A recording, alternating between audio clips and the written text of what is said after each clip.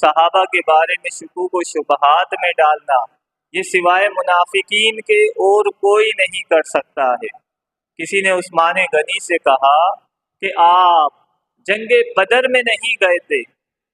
جو اسلام کی پہلی جنگ تھی، مسلمان اور کفار کے مابین، آپ اس میں تشریف نہیں لے گئے؟ تو عثمان غنی نے فرمایا کیونکہ میرے نکاح میں حضور کی بیٹی تھی،